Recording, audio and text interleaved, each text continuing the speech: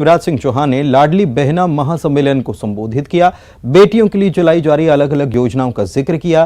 कहा, माता बहनों की जिंदगी में सुधार और बदलाव लाने के लिए कई योजनाएं चलाई। शिवराज सिंह चौहान ने आधी आबादी को दिए जा रहे आरक्षण के बारे में बताया और कहा कि इससे बड़ी संख्या में महिलाएं टीचर और पुलिस में भर्ती हुई हैं। उन्होंने लाडली बहना योजना को लेकर कहा कि हर महीने 1000 सरकार की तरफ से खाते में डाले जाएंगे और इससे बहनों के साथ ही परिवार को फायदा होगा। उन्होंने यहां पर एक गीत भी मंच से गुनगुनाया।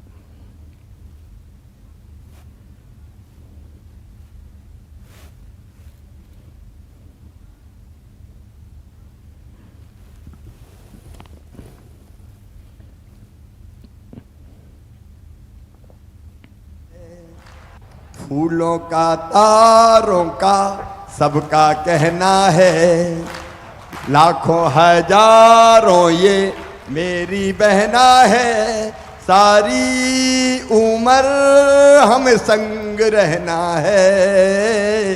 फूलों का तारों का सबका कहना है, लाखों हजारों ये मेरी बहना है, इनकी जिंदगी में दुख नहीं रहने देना है।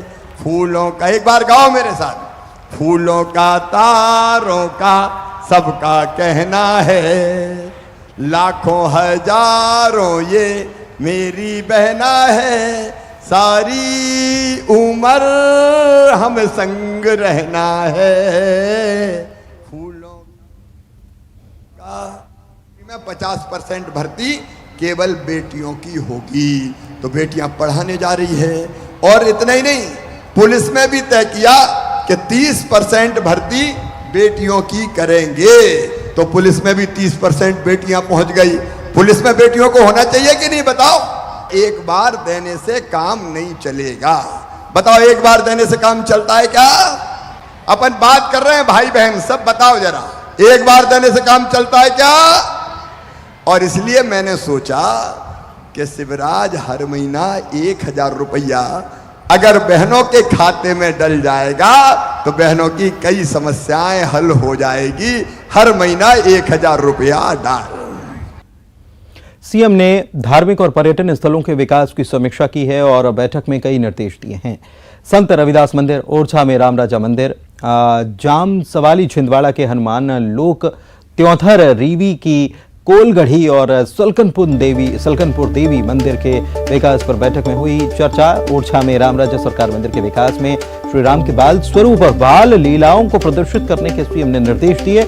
छिंदवाड़ा में कॉम्प्लेक्स के साथ संजीवनी वन और हनुमान जी के अलग अलग स्वरूपों को दर्शाया जाएगा। यहाँ पर अमर पथ बनाया जाएगा। वहीं संत रविदास मंदिर के लिए प्रदेश के हर गांव से ईंट और मिट्टी लाई जाएगी और मंदिर का निर्माण होगा।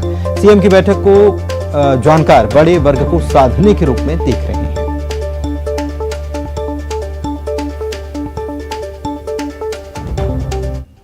दिग्विजय सिंह के बीजेपी नेताओं के सूट सिलवाने वाले बयान पर बीजेपी हमलावर हो गई। नरोत्तम मिश्रा, वीडी शर्मा दिग्विजय सिंह पर प्रहार कर रहे हैं। नरोत्तम मिश्रा ने कहा कि दिग्विजय ने पूरी कांग्रेस को उधेड़ कर रख दिया, तो वीडी शर्मा ने कहा कि बीजेपी में बूथ कार्यकर्ता भी अध्यक्ष बन सकता है, किसान का बेटा मुख्यमंत्री बन सकता है, लेकिन कांग्रेस के अंदर एक परिवार के अलावा कोई नहीं है। मंत्री गोपाल भार्गव ने भी तंज किया और कहा कि दिग्विजय सिंह को सोशल नेटवर्किंग का एक तरह का रोग है। उन्हें पूरी कांग्रेस उधेड़ के फेंक दी, हमारे सूटों की सिलाई पे ध्यान दे रहे हैं। दरअसल कांग्रेस में दिग्विजय सिंह की जैमर का काम कर रहे हैं। तो दिग्विजय सिंह के लिए चेयर नहीं आएगा, तो दिग्विजय सिंह जी की उंगलियों में कुछ ऐसा कि उनके लिए लगता है कि जल्दी से जल्दी हम इन उंगलियों के लिए मोबाइल को घुमाएं। यहाँ बूथ का अध्यक्ष राष्ट्रीय अध्यक्ष बन सकता है, कोई भी कार्यकर्ता किसान का बेटा, गरीब का बेटा, प्रदेश का मुख्यमंत्री शिवराज सिंह चौहान बन सकता है। आप अपनी चिंता करिए, आपके कांग्रेस के अंदर, आपके दल में एक परिवार के अलावा आपको कोई मिलता नहीं है।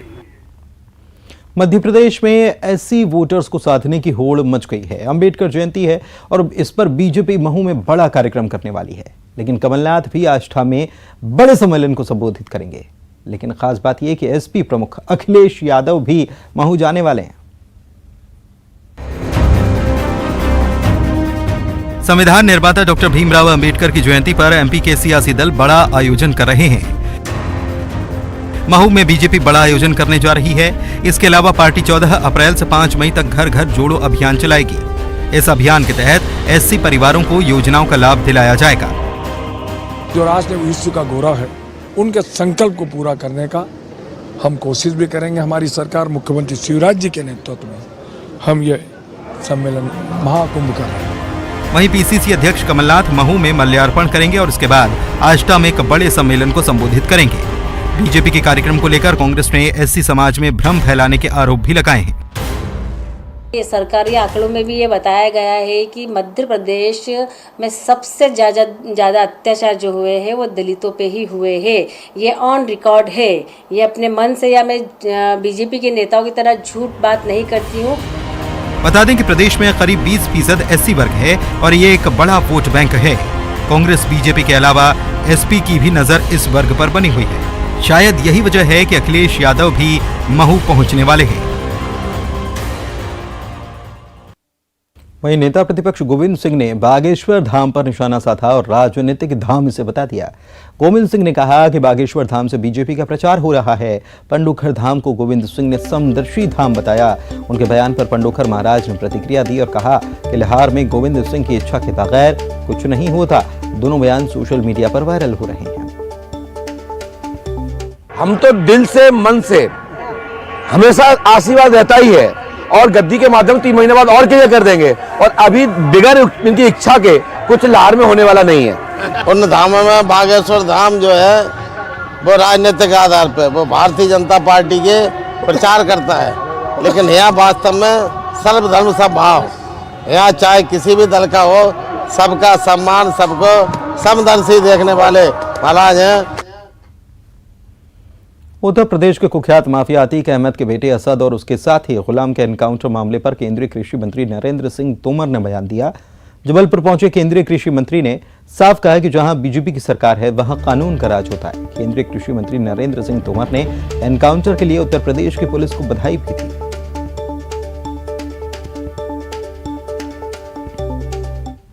प्रदेश में भारतीय जनता पार्टी की सरकार है। जहां भाजपा है वहाँ कानून का राज है।